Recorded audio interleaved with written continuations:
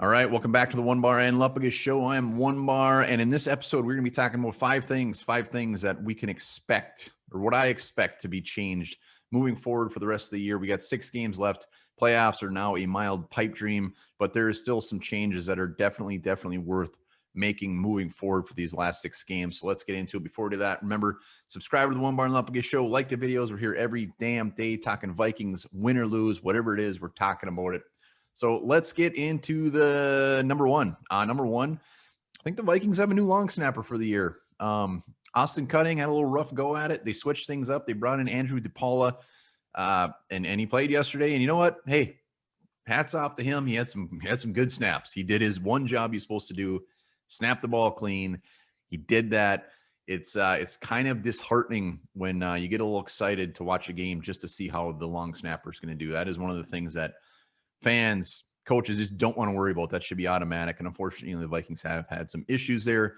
DePaula, he had a good start. Why change it up? Leave him out there. See what happens. I think Austin Cutting will probably end up going to the practice squad, reevaluate it next year, see what happens. But I think that will be a change moving forward. Another change moving forward, staying on special teams, KJ Osborne. Guys had a rough go at it. I tweeted out yesterday, it's not a good thing when every time they punt the ball, you're literally almost shitting your pants just to wonder if he's going to catch it or not. Not anything beyond that. If he gets a yard, that is a bonus. But the number one thing is he going to catch it? And Osborne, not saying he won't be the punt returner of the future and be a Hall of Fame career, which everybody's banking on, of course, but change it up. Get someone else back there, whether it's Chad Beebe, Amir Abdullah. I mean, Chad Beebe doesn't have the best track record either. I think he's got about 10 career punts, but why not? There's no reason to keep him back there. As far as kick returns, sure, we never return any of the kicks anyways. Amir Abdullah maybe, but KJ Osborne just maybe needs to take a little breather. But let's see what else we got there. And Chad Beebe is the name that sticks out. So we'll see there. Third change, number 3. Now that Cam Dantzler is back, love him or hate him, I think it's time to see less of Chris Jones. I was a fan of Chris Jones, came off the street, actually was holding his own a little bit, but after that yesterday, his performance yesterday, maybe he can bump back the depth chart a little bit. Let's get Dantzler back in there. Let's get these young guys going. And Chris Jones, man, that missed tackle. Not even a missed tackle. I don't know what you call it. A unattempted tackle. I was a big fan of his. Still am, but maybe less of him. Maybe on special teams. Number 4, and this is a big one. Ezra Cleveland was out yesterday. So Brett Bush Jones went to right guard and actually had a pretty damn good game. Unfortunately, the other side, Dakota Dozier continued to struggle, did not have a good game.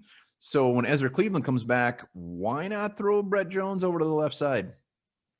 Dakota Dozier just has not played well. Brett Jones is the mysterious guy that we always just sign, release, practice squad, active roster. The guy's been all over the place. The coaching staff obviously loves him. He played good yesterday. It's been a mystery since we traded for him a couple of years ago that he never really got a shot. Well, he got a shot and he played damn good. So put him on the left side. It's not going to get worse. We've said that before, and it got worse. I don't think this would get worse. So Brett Jones might be one to keep an eye on if Ezra Cleveland comes back. Put him back there. The final, number 5, fifth change that we might see moving forward. Now that the Vikings, whether they want to admit it or not, are probably out of the playoffs. I say probably, that's being nice.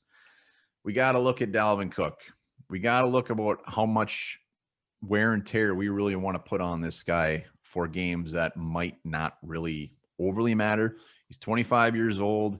He's already got over 225 touches on the year.